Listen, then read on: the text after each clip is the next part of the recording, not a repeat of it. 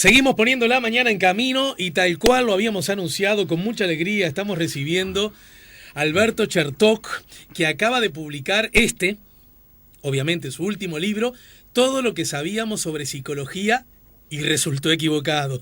20 mitos sobre la conducta y la psicoterapia, con mucha alegría.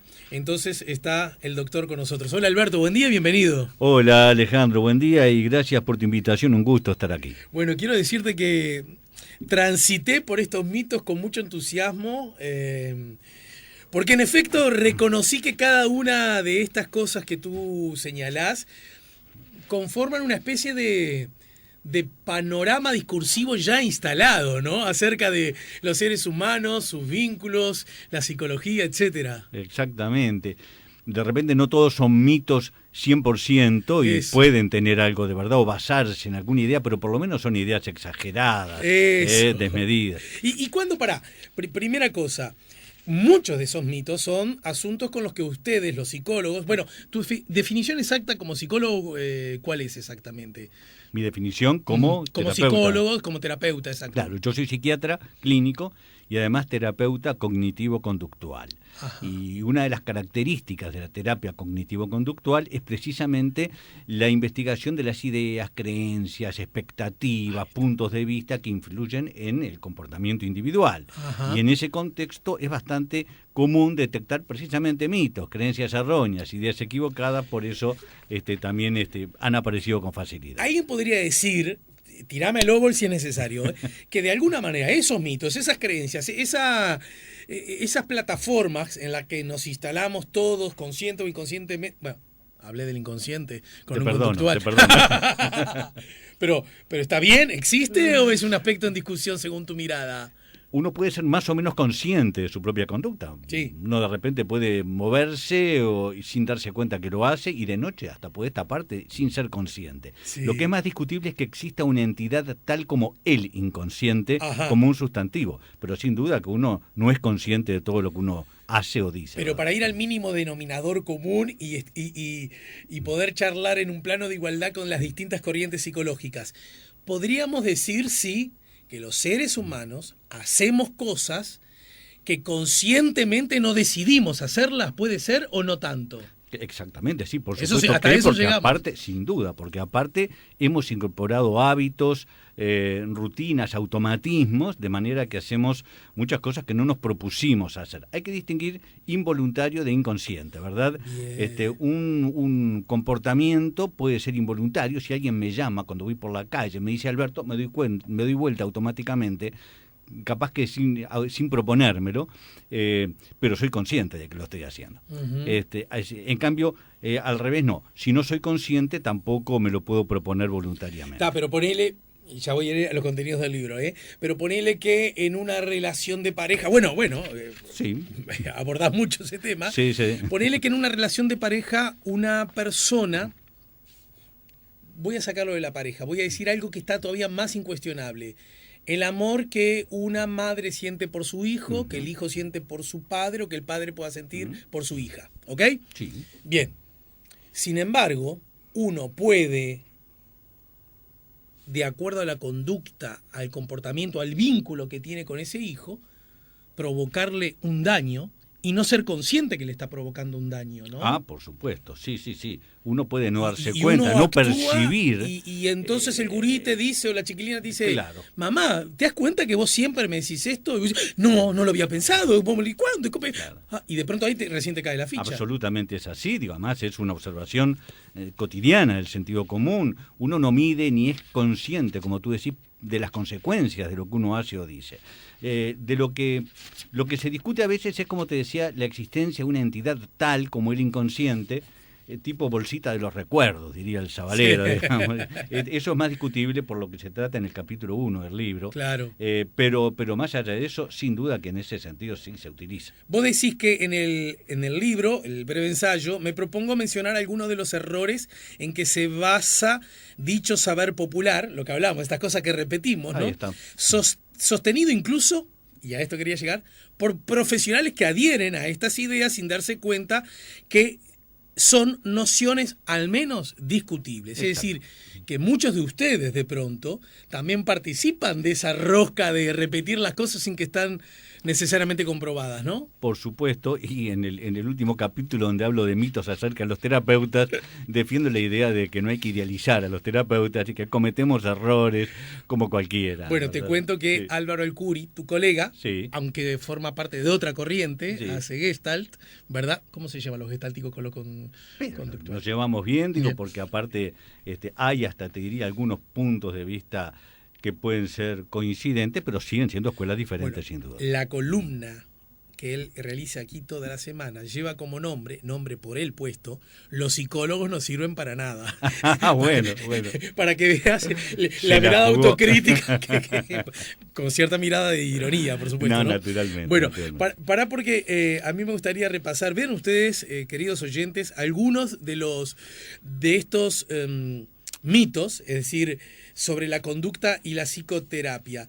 Por ejemplo, los errores y olvidos revelan nuestros deseos ocultos, ¿no? Bueno, ya que hablábamos de psicoanálisis, ¿no? ¿verdad? Esa idea de que si pierdo la llave es porque en realidad no quiero volver a mi casa. Claro. Por decir una tontería, sí, ¿no? Sí, porque aparte, o si me olvido de algo porque no quiero recordarlo. Claro, no. Me olvidé del cumpleaños de mi suegra. Claro, es muy común que nos endilguen ese tipo de errores como producto de una cierta voluntad, cuando en realidad son muchas veces producto de automatismos que no revisten una intencionalidad ni consciente ni inconsciente. Vos decís con relación al tema, hay que hacer una precisión sobre el término inconsciente, justo lo que hablábamos recién, que comenzamos a analizar en los primeros capítulos. Podemos ser más o menos conscientes de nuestra propia conducta.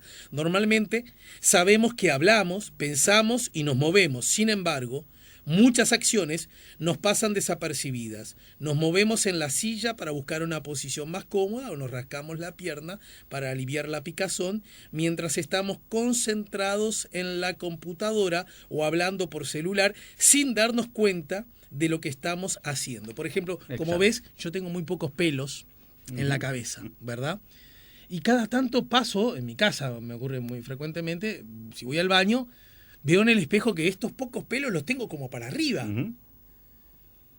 Y yo hace relativamente poco dije, ¿por qué tengo acá? Mira cómo estoy. Y me dice, y mi esposa Lorena me dice, pero lo que pasa es que vos muchas veces cuando estás pensando algo o haciendo un análisis de algo o cuando estás muchas veces hablando por teléfono, te moves el pelo y te lo subís. Mire, y vos no eras consciente. Y yo no de era eso. tan Claro, consciente, claro. porque por algo me sorprendía que estaba con estos sí. pocos pelos para arriba. Si tenés aquella melena, te queda fenómeno. Pero Yo no tengo mucho más que vos, pero tal cual. Es decir, y eso entonces, que podría revelar que tengo un deseo oculto de tener una melena cual león. Bueno, justamente ese tipo de Eso no es interpretaciones. oculto, quisiera tenerla. Claro, sí, ahí está, no, eso es consciente. Este tipo de interpretaciones justamente son las que revisten, bueno, cierta fantasía. Pero sin duda que uno no es consciente, fue lo que estamos diciendo desde hoy, de todos los comportamientos. Somos más o menos conscientes de que actuamos, pensamos y sentimos. Cuando no somos conscientes de alguna acción, podemos decir que tal acto es inconsciente, no que está en el inconsciente. Bueno, ahí está. Acá podemos decir, esto sí, que es una diferencia bien explícita con el análisis freudiano, ¿o no? Sí. Yo no quisiera hablar demasiado del análisis porque los analistas conocen mucho mejor que yo su propia teoría y pueden marcar distinciones o características. Pero en cuanto al entender popular, sí, no sostenemos o no hay ninguna evidencia que indique que existe algo así como el inconsciente. Donde, bueno, habría recuerdos, imágenes, pensamientos, un poco por lo que se trata en el primero de estos mitos, que se llama así el mito, los pensamientos están en la mente, ¿verdad? Ahí está. Donde más bien define o describe a los pensamientos como procesos y no como entidades. Vos decís con relación a ese tema, no hay una mente distinta de las imágenes y pensamientos. Claro. La idea, hay una mente, es solo otro pensamiento. Sí, exactamente, exactamente. A mí me gusta a veces la metáfora del movimiento. Si yo levanto una mano, si muevo una mano, este es un proceso que ocurre bajo ciertas circunstancias. Pero a nadie se le ocurriría preguntarme dónde está el movimiento cuando no se mueve. Simplemente el movimiento no es una entidad que está, sino que ocurre bajo ciertas condiciones. Cuando no muevo la mano, lo que sí está es la posibilidad de moverla. Pues lo mismo aplica a los pensamientos y las imágenes. No es que hay dentro mío una foto del árbol que está frente a mi casa esperando que yo la mire. Cuando se activan ciertas neuronas, tengo la experiencia subjetiva de imaginarme algo o de pensar algo, mientras se activan. Cuando dejan de activarse, ese proceso deja de ocurrir y no es que el pensamiento y la imagen quedan guardados como tales, sino más bien que queda la posibilidad de emitirlos cuando se den nuevamente las condiciones. Esa es la diferencia entre un proceso que ocurre o no ocurre y una entidad que está como algo permanente. Está bien, y aún advirtiendo la delicadeza con la que no quisiste meterte en territorios de otras corrientes, Sí. ¿verdad?, dentro de la misma disciplina, permitime que insista en señalar que esto luce como una brecha bien explícita de diferencias, de enfoques, de miradas acerca del trabajo psicológico, ¿no? Por lo menos en la forma como lo entienden muchos estudiosos del tema, que a veces hablan de el inconsciente, hay otros que no, que hablan de lo inconsciente, más cerca un poco de lo que estamos diciendo. Claro. Pero en algunos casos uno escucha hablar de el inconsciente o tratar a las representaciones mentales como entidades que están de alguna manera presentes. Por eso es que decís, las ideas no son objetos que están en algún lado, Exacto. no son como múltiples, casi infinitos cajoncitos donde tengo No. ideas, sino que ocurren cuando se activan las neuronas correspondientes. Un poco es lo mismo que pasa con una memoria informática. Es decir, las fotos que tú sacas no están como fotos guardadas. Lo que hay son ceros y unos dentro de un dispositivo electrónico magnético. Para que tú puedas ver la foto, tiene que activarse eso, tenés que abrir el archivo, precisás además una pantalla y demás. Pero no es que la foto está allí adentro del pendrive, ¿verdad? Entendido. O del disco duro. Ajá. Tal vez la memoria, no sé, la analogía no sea la más feliz, porque hay muchísimas diferencias, pero de todas maneras sirve para captar la diferencia entre procesos y entidades. En todo caso, insistís en esta dirección. Un sentimiento como la angustia o la ira pueden dispararse repetidamente por pensamientos o asociaciones que lo evocan. Exacto. Hay determinadas cosas que en mí producen enojo. Sí. Hay determinadas cosas que a mí me ponen muy angustiado, con una tristeza de un peso colosal. Exacto. Pero no es que estén la ira y la angustia guardaditas para saber cuándo salen en escena. Exacto, no es eso. Lo que existe es, en todo caso, un aprendizaje anterior que hace que en tu caso ciertas situaciones despierten ira o despierten angustia. Pero porque siempre son, para tratar de cuestionar lo que decís. No, dale, desde ese lugar. adelante. Pero sin embargo, yo te puedo decir, sí, pero ¿sabe qué pasa, doctor? Son siempre las mismas cosas. Exacto. Las que me provocan esa ira. Por lo tanto, de alguna manera, yo podría decir que son como una especie, esa angustia es casi como una compañera de viaje mía. Como ese busito que tengo en la maleta, que nunca uso, pero cuando apenas está fresco lo saco para ponérmelo. Por lo tanto, el busito está. Es que es así, pero pongamos ejemplos más concretos. Digamos que tú has aprendido, has desarrollado una alta sensibilidad a las injusticias, por ejemplo. Sí, dale. Entonces, claro, cada vez que ocurre una injusticia, tú montás en cólera o por lo menos te fastidias. Lo que ocurre es que son tantas las situaciones que pueden despertarla, y no solo situaciones reales, sino recuerdos. Puedes evocar recuerdos de situaciones injustas, situaciones parecidas a otras te la pueden evocar o recordar, que entonces parece que estuvieras enojado independientemente de lo que ocurre. La verdad es que la ira, como la angustia, como el miedo, se disparan a partir de pensamientos. Hay otro elemento que es fácil de entender. Las emociones, a diferencia de los pensamientos, no se disipan inmediatamente. Si un auto frena, te pongo el ejemplo delante de ti, y tú te estresás y el corazón te late rápidamente y te asustás, después que pasó el episodio y no te pasó nada, igual seguís con un estado de estrés durante algunos minutos, ¿verdad? Bueno, es más, ¿me permitís un paréntesis? Claro. Yo siempre digo que cuando eso ocurre, y viste que es muy frecuente que yo entonces, la víctima de la maniobra imprudente del otro, yo me enojo con ese Sí. y de pronto lo insulto y le digo cosas feas, seguramente más exageradas de la que la situación amerita. ¿Estamos de acuerdo? Sí, sí, O al revés. pasa. Y yo siempre digo una cosa, reaccionamos así, en particular los varones, porque en realidad lo que pasó es que nos asustamos. Y como los varones nos cuesta mucho decir, flaco, me asusté con lo que hiciste, me asusté, tuve miedo de matarte, tuve miedo de morirme, tuve miedo, entendeme, como nos cuesta, porque los varones, ¿no? Con el miedo Seguro, tenemos un sí, rollo, sí, ¿estamos de acuerdo de ahí? Sí, sí. Salimos por el lado de la agresividad y del enojo. Claro, también eso es fruto, como bien lo decís, de un aprendizaje, a veces cultural, Claro. a veces familiar, a veces personal, que bueno, que ante situaciones que despiertan en muchas personas miedo, en tu caso, en el mío, en el de muchas personas, estamos como programados, condicionados a responder con hostilidad o con agresión, porque eso culturalmente es lo que hemos aprendido, ¿verdad? Claro, claro. Bien, hay algo a propósito del tema que me parece muy interesante porque vos decís en el mito número 6, que está vinculado a esto, que los problemas emocionales tienen causas psicológicas. Todo está en la mente. Y otra vez volvemos la pelota a la casa de Doña María, ¿no? Es decir, que en realidad, si lo que yo advierto como problemas emocionales, bueno, todo está en la mente.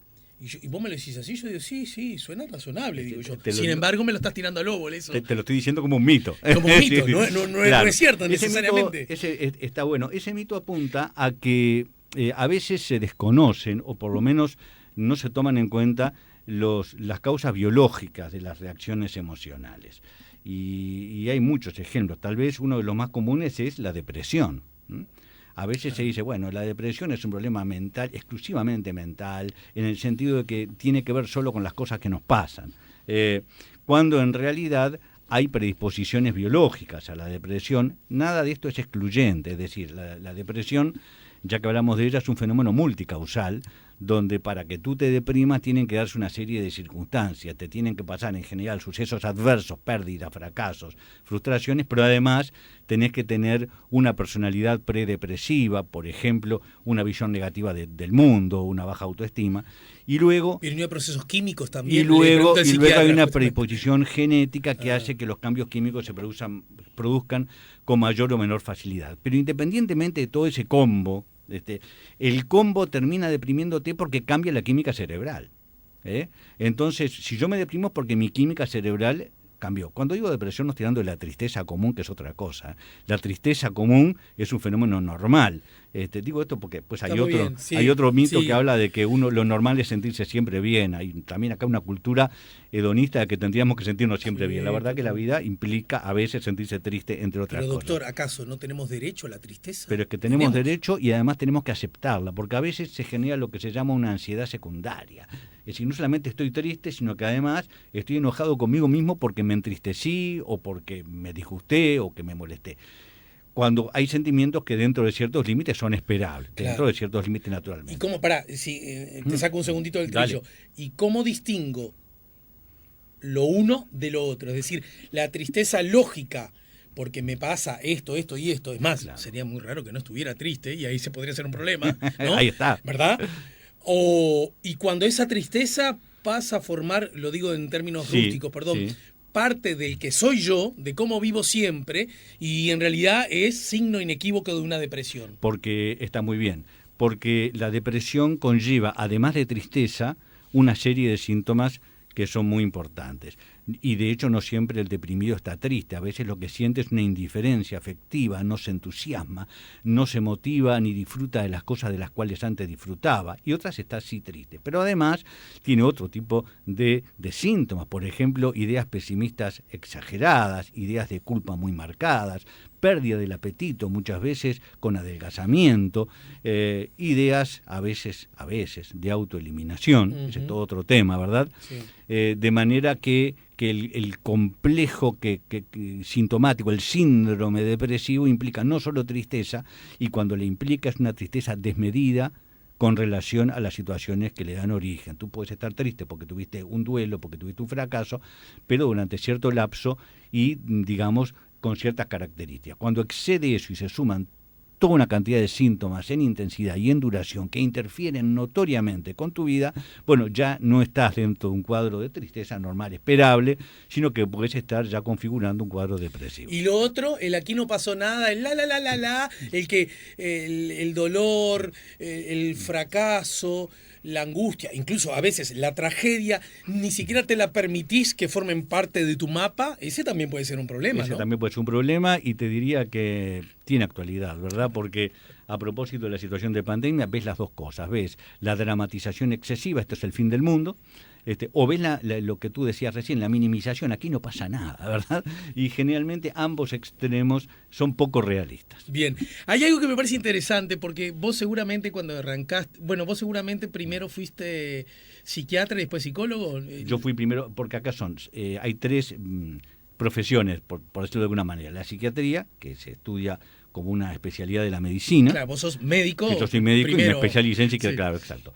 La psicología, que es una formación que se obtiene en la Facultad de Psicología o en institutos como la Facultad de Psicología, y luego la condición de terapeuta. Claro. La condición para ser terapeuta normalmente tenés que ser o psicólogo o psiquiatra, pero además de la formación universitaria tenés que tener una formación específica en alguna de las corrientes de psicoterapia. O sea que no todo psicólogo es terapeuta. No, y no todo psiquiatra lo es tampoco, ¿no? Bien. Lo cual no quiere decir que no puedan dialogar, asesorar, orientar a sus pacientes. Por Y supuesto. desde ese lugar me imagino, vos sos un poquito más grande que yo, a propósito, ¿tenés problema en decir cuántos años Para tenés? nada, 67. Bien, tener problemas en decir la edad, ¿puede significar algo?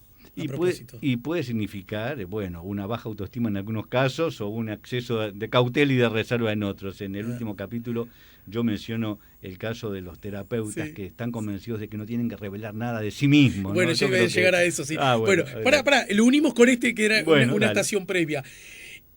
Y a vos seguramente te pasó, porque a mí incluso un poquito después también me pasó, y ahora yo siento que estamos en el otro extremo. ¿Cuál? A ver, por un lado, ir al psicólogo era sinónimo de que algo estaba muy mal. Sí.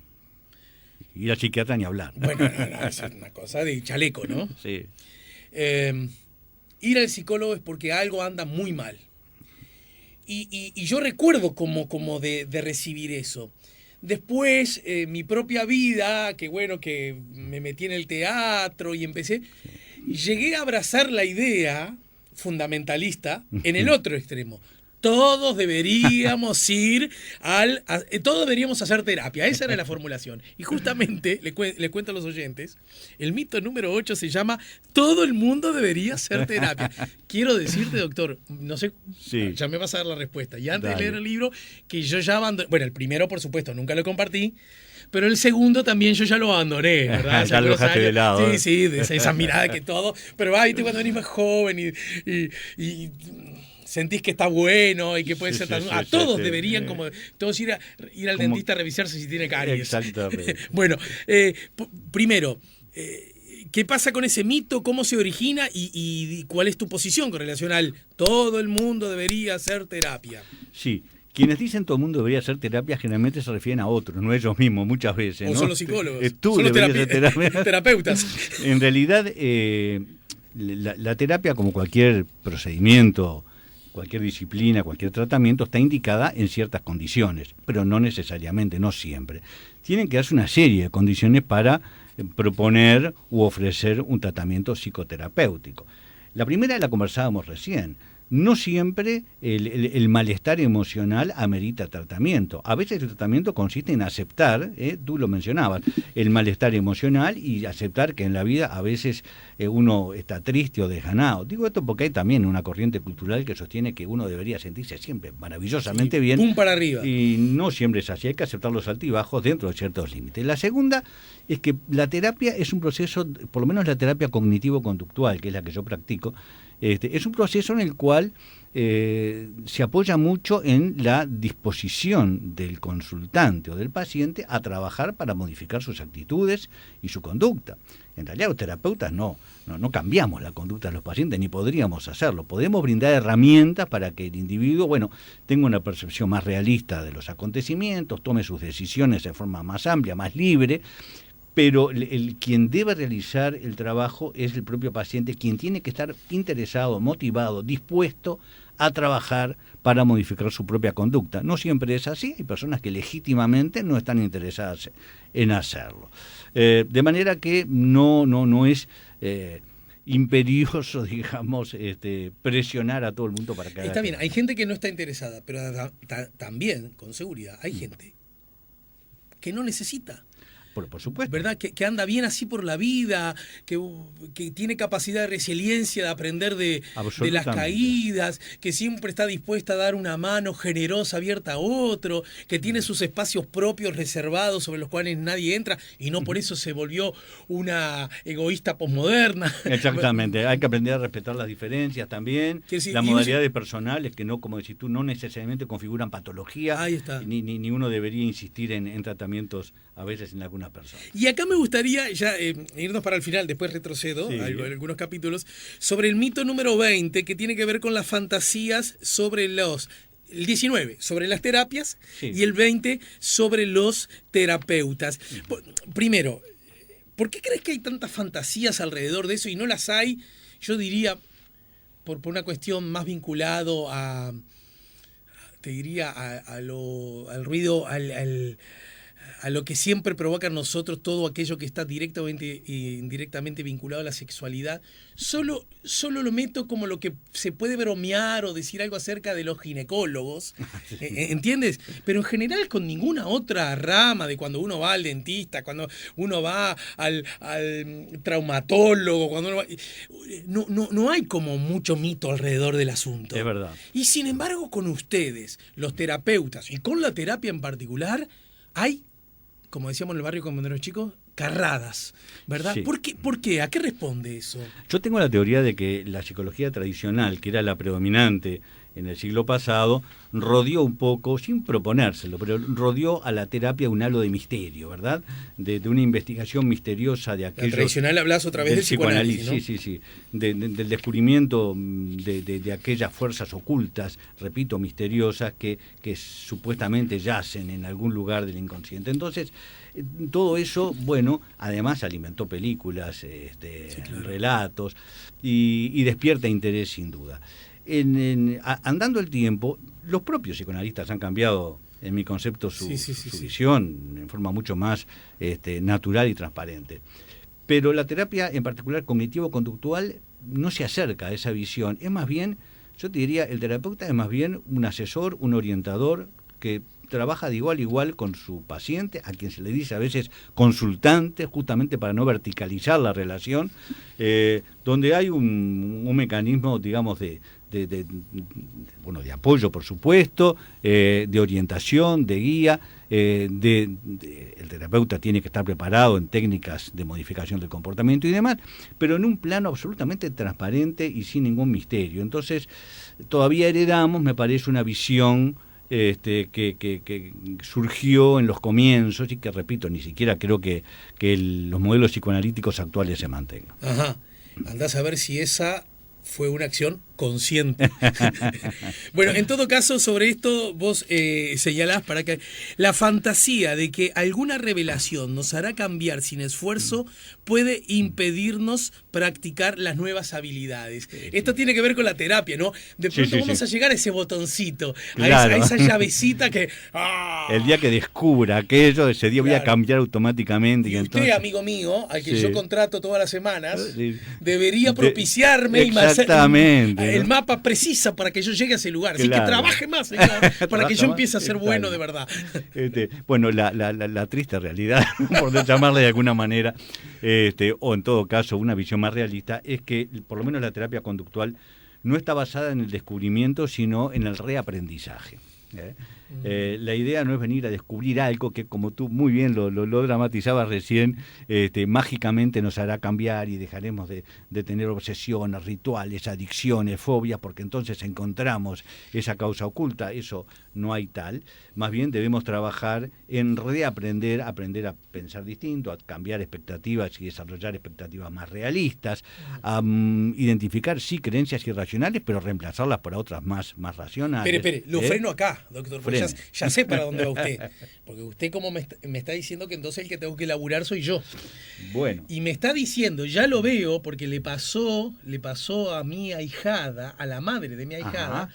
que estuvo 32 años de su vida haciendo terapia.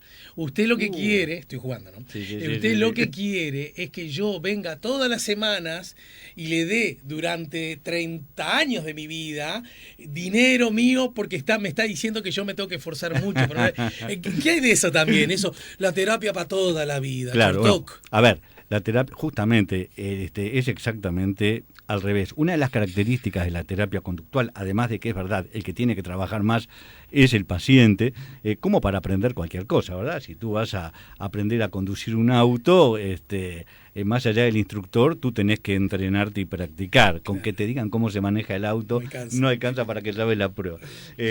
Pero la otra característica que no mencionamos es que la terapia conductual siempre se dijo es más breve que la terapia tradicional. Sí. ¿Por qué? En realidad no es que sea, es más breve en los hechos, pero ¿por qué? Porque una de las características es que se establecen objetivos de cambio definidos.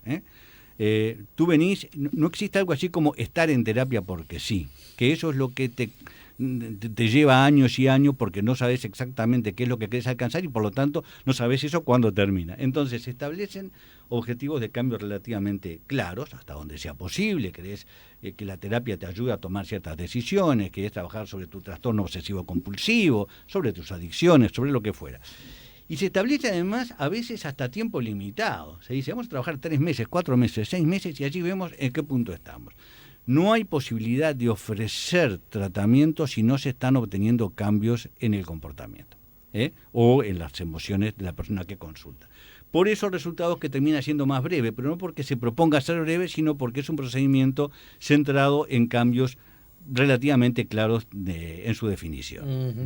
Y esto con relación a la terapia, y con relación al terapeuta, vos señalás, a propósito de los mitos, el terapeuta es un técnico que se ha capacitado para asesorar a otras personas. Debe tener suficiente equilibrio para ejercer su profesión, pero no es un ser especial que controla todas sus emociones. Exactamente. Te cuento una personal.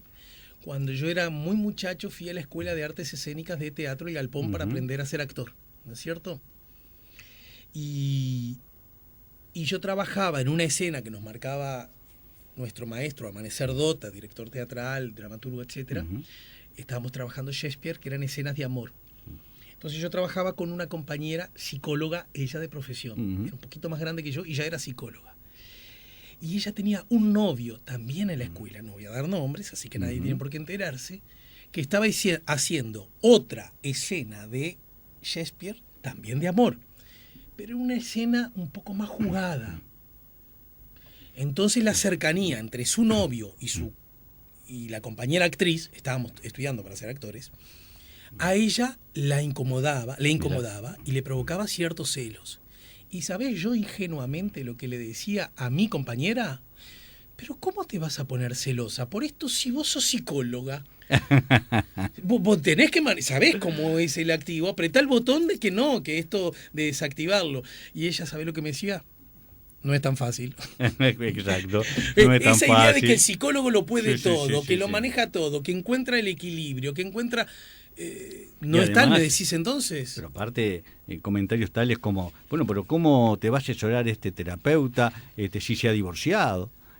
O si ha tenido problemas laborales, como si la condición de terapeuta, psicólogo, psiquiatra, suponga una absoluta perfección en su vida personal y privada. Entonces, si bien es cierto, como dice allí, cierto equilibrio emocional, empatía, aprender a mantener la distancia, pero al mismo tiempo identificarse con la persona, todo eso es parte de la formación como terapeuta, sin juzgar, pero ayudando, pero no creyendo que el terapeuta es absolutamente perfecto, que ha resuelto todos sus problemas personales, que no se puede a veces disgustar, a veces angustiar, a veces enojar, ¿verdad? Claro. ¿Eso a vos te pasa, te ha pasado? Por supuesto que sí, me angustio, me pongo ansioso, a veces me disgusto y demás.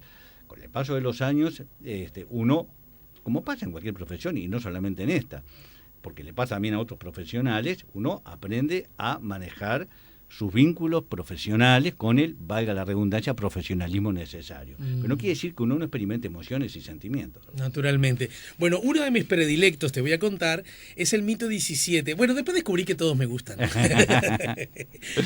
Las personas normales deben ser coherentes, ¿no? Esa idea de que la normalidad es hija de la coherencia y la coherencia de la normalidad, ¿no? Vos señalás incluso a propósito de este mito, es de esperar cierto grado de coherencia entre las ideas que sostienen una persona y su conducta. Pero nadie es absolutamente congruente con sus valores y principios, ¿no? Exacto. ¿Y por qué esto, cuando vos lo escribís, suena muy obvio? Con todo respeto. Sin embargo, ¿por qué nos gusta creer lo otro? Sí. Tenemos la expectativa de que uno debe tener una, como dice allí, una coherencia, una congruencia absoluta. Entonces, si estás en contra de una situación, deberías actuar en consecuencia, estás a favor también, y así sucesivamente. Más aún, a veces la gente hace malabarismos intelectuales para demostrar que, bueno, que no ha cambiado de opinión o que en realidad... Totalmente de acuerdo. ¿Verdad? Cuando en realidad, la verdad es que el cierto grado de flexibilidad y aceptar que a veces nos contradecimos. Ahí está. No es tampoco para... no es que haya que cultivar las contradicciones ni las incoherencias necesariamente. Tampoco pero la reivindiquemos, tampoco, ¿no? Hagamos el partido de la contradicción. Exactamente. El doctor dijo que tengo que contradecirme. No estamos diciendo eso. Pero sí estamos diciendo que es inevitable hacerlo, que uno a veces se contradice, que uno no tiene una congruencia total. Y bueno, hay que aceptarlo como un elemento humano. Ese dialoga muy bien este mito con el otro. El 13, la gente que está segura tiene las cosas claras. Bueno, esa es otra idea culturalmente muy difundida, y es que aquellas personas que hacen afirmaciones categóricas, sabes quiénes son los buenos, quiénes son los malos, qué es lo que está bien, qué es lo que está mal, inspiran confianza y son confiables, precisamente porque hacen ese tipo de afirmaciones radicales, contundentes. ¿Cómo? La tiene clara, ¿eh? Entonces, claro, la tiene clarísima. La verdad es que no acierta más que las personas que expresan dudas.